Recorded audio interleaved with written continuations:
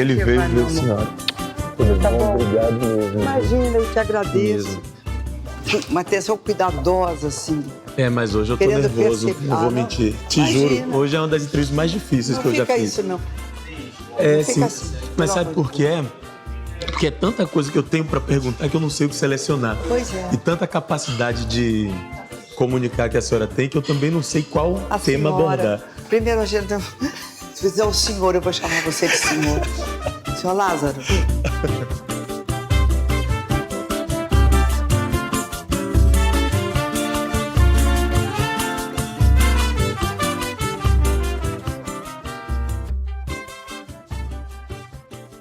Eu gostaria de lançar um tema que é o da superexposição. Opa! Né? Porque é o que eu acho que eu estou vivendo agora nesse momento. Eu não entendo como, mas nessa idade eu tenho convites tão importantes e tão fundamentais ainda para mim, me juntar a gente tão importante, projetos tão quentes, há um acúmulo disso, né? Então você junta um filme como O Tempo e o Vento. Isso. A Doce de Mãe. Né? Isso. A Passeata pelo Rio de Janeiro. Os programas, então, também de lançamento. Agora, eu estou aqui com você com o maior carinho. Aí tem a estreia do teatro do Fernando Torres, de Madureira. Então, é muita imagem fora do meu trabalho. Eu me olho e já não me aguento de olhar em todo esse panorama, né, de divulgação jornalístico, eletrônico, que é ótimo, Sim. é maravilhoso. A gente, na minha idade, ainda tem esses espaços todos, não é? Mas dá uma inquietação, sabe? Então eu vim assim um pouco para hoje nesse encontro com você, porque inclusive eu sei que você é um homem extremamente gentil, delicado. Você é um homem muito delicado, lá. A gente se conhece já há bastante tempo. Eu digo, então eu vou tocar nesse assunto, porque é como uma confissão pública, assim, não é? Não é nem buscando perdão, não, porque confissão geralmente está dentro de uma esfera de que se espere uma aceitação do teu mal-estar, né? Sim. Que nem chega a ser um mal-estar, é uma constatação. Olha só, então, com essa constatação, com essa confissão, começamos o espelho. O espelho está no ar.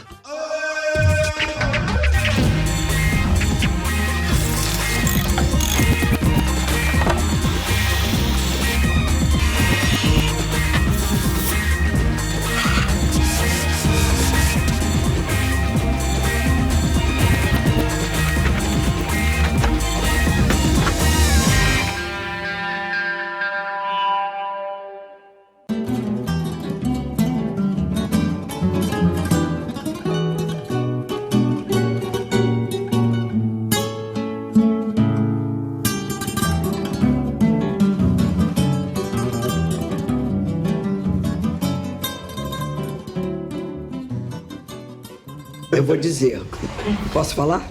Já está falado. É o seguinte, isso aqui é para limpar uma lagriminha de alegria.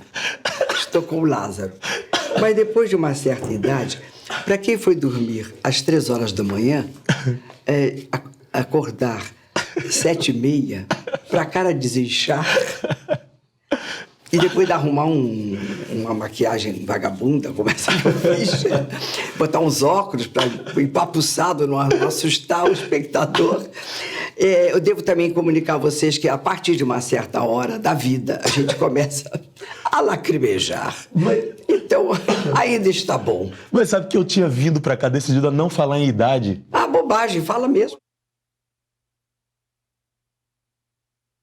Não vamos falar de idade. Olha bem pro Lázaro. Olha que lindo.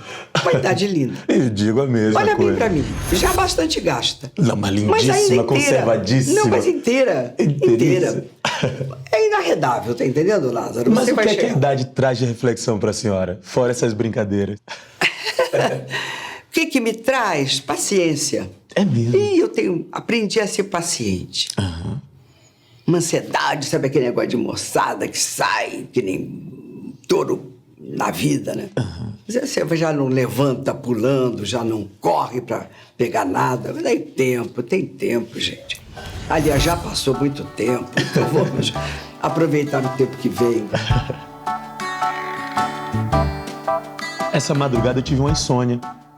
Já que estamos fazendo confissão, eu vou fazer essa aqui também, porque a gente começa o programa sempre fazendo uma pergunta muito relevante sobre o entrevistado.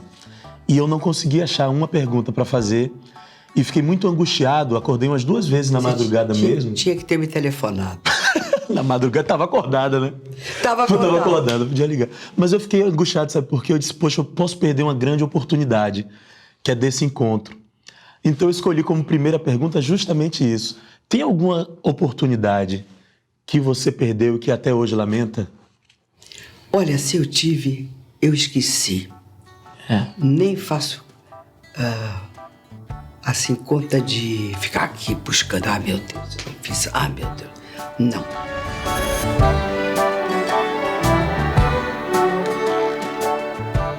Eu tive um extraordinário convite numa determinada hora da minha vida para fazer um musical aqui no Rio de Janeiro, dando a saída. Isso tem 50 anos. O convite me foi feito e eu tinha uma companhia de 30 pessoas, companheiros como Sérgio Brito e Italo Rossi, além do Fernando, e não tinha filhos ainda. Não posso aceitar porque eu estou indo para o Sul, onde ficamos 2 meses só em Porto Alegre, com essa companhia, com essa minha companhia, essa nossa companhia. Eu não tinha filhos e queria muito engravidar. Aí eu engravidei do Cláudio, em Porto Alegre. Aí eu penso assim, olha, se eu tivesse aceitado essa grande proposta, eu não teria tido meu filho. Aí eu aprendi que o que vem, ótimo, o que não vem, deixa pra lá, porque adiante alguma coisa vai te chegar. E chegou o meu filho. O que é que te faz escolher um papel, aceitar um papel? É algo, geralmente, que eu não saiba fazer. Sabe, assim, eu desconfio que eu não sei fazer isso. Em teatro sempre eu acho que eu não sei fazer aquilo, não vou saber fazer aquilo. Seja uma comédia maluca, seja um Beckett, seja o que for. Aqui tem um desafio que eu vou ter que enfrentar. E geralmente tem também uma altura de qualidade de dramaturgia de um poeta, de um autor importante, que vai me trazer algo novo para a minha sensibilidade, para o meu entendimento, sabe? Mas isso também tem um componente de intuição. Não é uma coisa tão pensada, raciocinada, não. Eu digo, opa, tem uma inquietação aqui, sabe, que eu quero resolver, meu Deus, então eu vou nessa. Vou me arrebentar? Não, talvez sim. Não é uma coisa tão apolínea, compreende? Mas eu tenho a sensação de que você gosta de estar como se estivesse numa corda bamba. Eu falo isso porque a primeira coisa que eu fiz na televisão foi uma série chamada Pastores da Noite. Minha segunda cena foi com a senhora e houve um ensaio e tal. E na hora de gravar, veio um bicho que eu não sabia o que é. Eu nem como parceiro de contracena não consegui dominar, porque teve uma hora que eu comecei a assistir. Porque mesmo depois de tantos anos de experiência, a senhora se propôs a estar inteira, viva, na corda bamba. A interpretação era como água. Não tinha uma coisa lógica. E aí eu quero saber, sempre foi assim? Sempre. Porque tem uma hora... E como não perder isso? Você combina tudo com você. Assim, estou toda combinada, mas na hora da verdade, quer dizer, na hora que o touro vem para cima de você, há um instinto, há uma zona do mistério da criação que você não organiza aquilo. Você pode até se perder, você pode errar, Mas vem uma zona da intuição e do batimento cardíaco e de uma introspecção ou de uma... Você não busca mais, compreende? É como na hora que o filho sai da gente. Tem uma hora que você faz força, mas tem uma hora que acabou, sai, compreende? Então, eu acho que esse é o mistério que eu fico muito feliz quando me acontece, que também às vezes pode não acontecer, né? Mas é engraçado conseguir esse equilíbrio, porque ao mesmo tempo... Porque é no desequilíbrio. É no desequilíbrio? É no desequilíbrio. Estava tudo combinado. Mas e a técnica toda? A senhora, há 10 anos atrás, ou 7, não me engano, deu uma oficina de leitura. Pois é, eu conheço Lázaro. Para passar para as pessoas técnicas de leitura, de como se lê um texto. Pois é, mas aí... Não é só com a finalidade de ser ator. É que não se lê mais. Então, se você lê, todo o teu imaginário vem, não é? Todas essas parábolas, todas essas imagens que o autor cria, você não dorme, você se compromete com aqueles personagens. Não é só para o teatro que você tem que fazer isso. Tem que fazer isso para a vida mesmo, né? Você lê você não precisa ser uma peça, mas você lê um livro, sei lá, Crime e Castigo, né? Vamos do velho Dostoiévski, que é um manancial que a tua respiração fica tensa, compreende? Porque tem que entender. Então, é por aí que eu acho que a leitura não precisa ser entendido ou sensibilizado para ir para uma cena. Tá aí, o livro é só comprar e ler. Ou se já tem, releia. Então, já que estamos lendo menos, é quase uma opinião sobre o Brasil, né? Então, eu pergunto logo, pergunta bombástica, o Brasil está melhor ou está pior?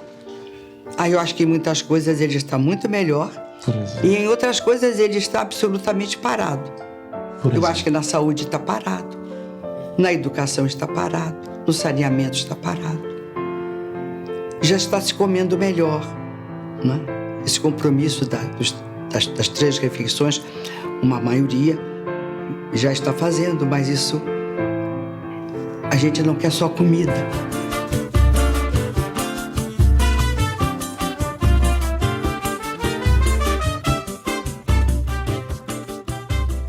Como é que você se descobriu atriz? Principalmente, não sei, seus pais não tinham relação com teatro? Imagina. Eu não sei se foi vendo muito cinema. Sim. Porque eu sou de uma geração, há muitos anos, que eu era muito menininha. E desde criança, naquela época, assim, de peito, os cinemas, 3 cinemas em cada bairro, né? E a grande diversão era ir ao cinema. Então, eu me lembro, ia ao cinema com 3 anos de idade. Eu me lembro que a minha família morava ali em Engenho de Dentro, e eu sou de todo o subúrbio do Rio de Janeiro, eu andei por ali tudo com a minha família. E nos domingos nós íamos na igreja do Engenho de Dentro, onde tinha o chamado Mafuá, que eram filmes curtos do Chaplin, do Carlitos, né? E eu me lembro de filmes que eu vi, e as atrizes, os atores, muito cinema. A minha vida foi muito cinema.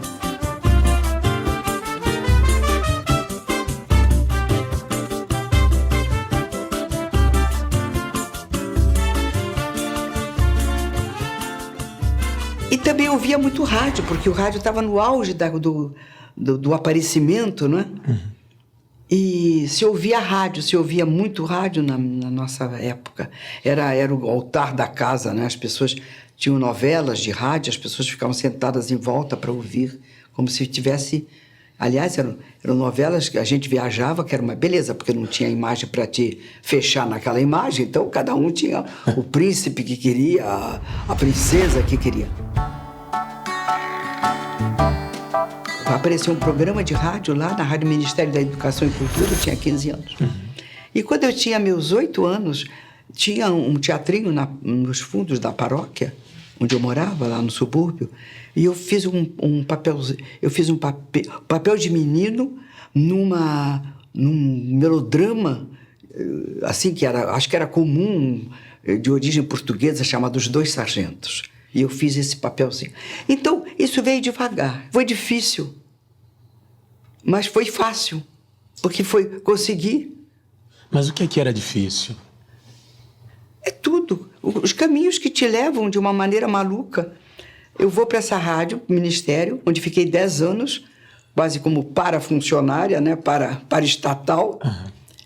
Foi uma espécie de universidade minha ali.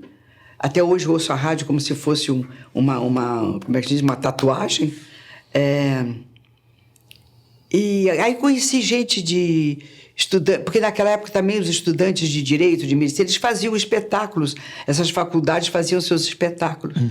Então, com 16 anos, me chamaram para fazer um papelzinho lá numa formação de colegas da escola de direito, que também fazia parte daquele elenco.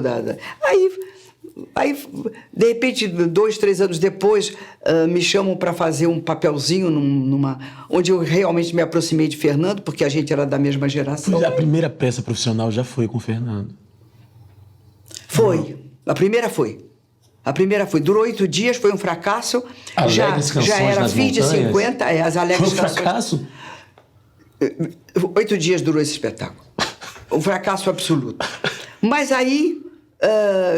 a televisão já começava, uhum. Né? Eu fui a primeira atriz contratada de televisão em janeiro de 51, imagina. E eu tenho essa vida paralela com a televisão. Quer dizer, às vezes saio da televisão, mas o teatro é a minha vida, né? Sim. E no caso com o Fernando, nos casamos e aí viemos juntos pela vida fora. 60 anos de vida, 60 anos junto com ele em cima de um palco.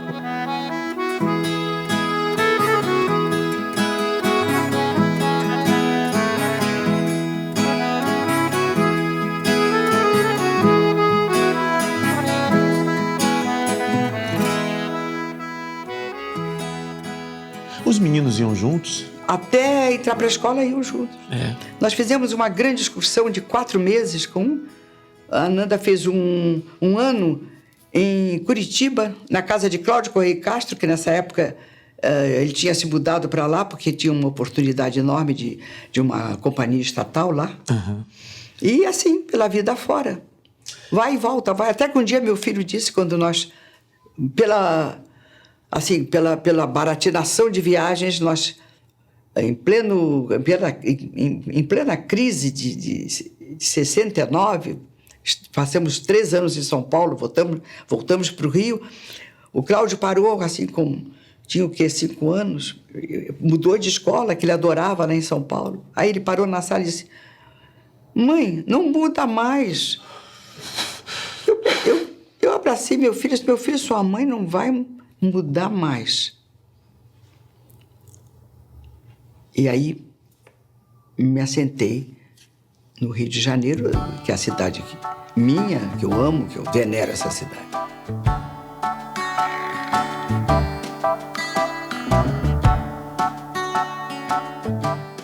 Essa história do Cláudio me traz uma sensação assim, que eu tenho sentido ao longo de toda a entrevista, que é o valor que a família tem. Absoluta.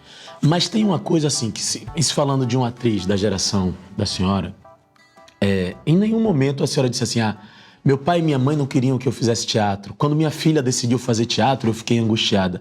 Não teve em nenhum momento essa angústia com o fato de ser atriz? Não, porque era assim, nos meus velhos tempos, era assim, ou era gigolô, homem, ou viado. Uhum. E mulher, certamente prostituta. Mas certamente está perdida, compreende? Então também aí... Eu não sei se é porque eu sou uma libriana descarada. É o seguinte... Uma libriana descarada? Quando acaba... vai, compreende? Vai ajeitando a vida. Porque também é bom não sofrer, tá entendendo? Vamos ter paciência, Não é pro bem do outro, não. É para viver em paz, tá entendendo? Me deixa arrumar aqui um jeito de eu sobreviver nisso aqui, para eu ter paz. E você também vai ficar em paz, tá entendendo? Então vamos nos entender assim. Muito bem. Então, quando eu fui pro teatro, primeiro eu fui para a rádio ministério, uma rádio cultural, programas educacionais, música clássica.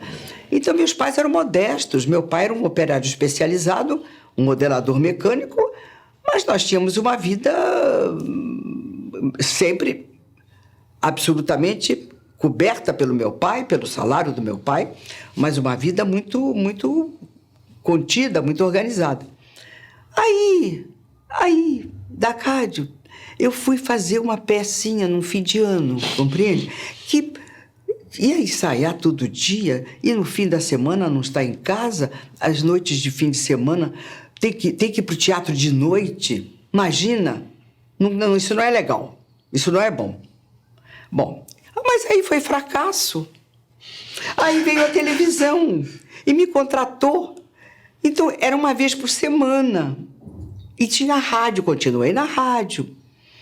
E aí eles foram percebendo que eu não estava brincando, eu estava levando aquilo muito a sério. E nós sempre tivemos uma família intrinsecamente organizada em função de uma sobrevivência econômica e também de relações humanas. 4 anos depois, já casada com o Fernando, nos passou pela cabeça ir para a Europa, porque a gente tinha a possibilidade de ir para a BBC de Londres ou para a Radiodifusão Francesa, pelos conhecimentos da Rádio Ministério. E eu fui conversar com a minha mãe. Meu pai não, meu pai sempre foi... Meu pai teve 3 filhas e era com a mamãe. E eu falei com a minha mãe assim, mãe, eu acho que a gente vai largar o teatro. Ela disse, o quê? Como é que é? Largar o teatro? Não, senhora. Não, senhora. 4 anos de sua vida nisso, você vai largar teatro. Mas nem pense nisso. Aí eu vi como estávamos de acordo, compreende?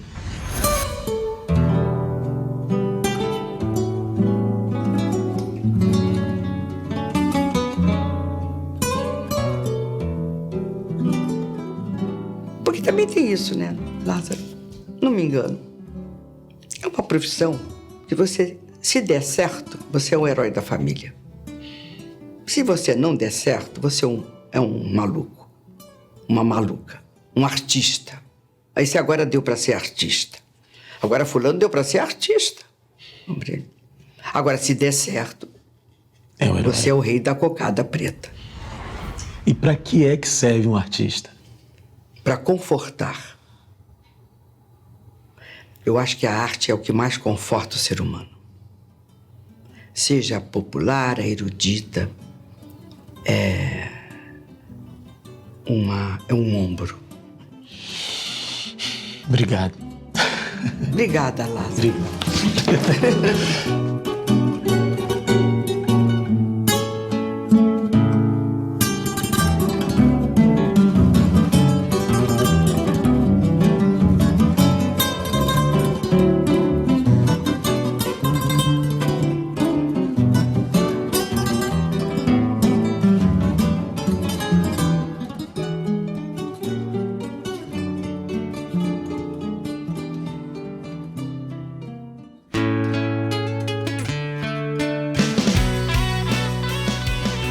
Nossa dica de hoje é o livro Você é Livre, da escritora Dominique Torres, que ambienta sua história no Níger, país africano, e conta a história de Ames e sua família, tentando escapar do sistema da escravidão, ainda presente em alguns países africanos.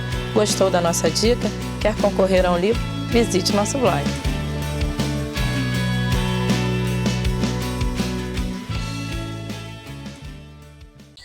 O que você tá fazendo? Nada. O que você tá falando? Isso é o cococu. O que é cococu? Somente com partilha curta. Quer fazer comigo? Tá bom. Cococu, cococu, cococu. E a gente fica repetindo isso pra sempre.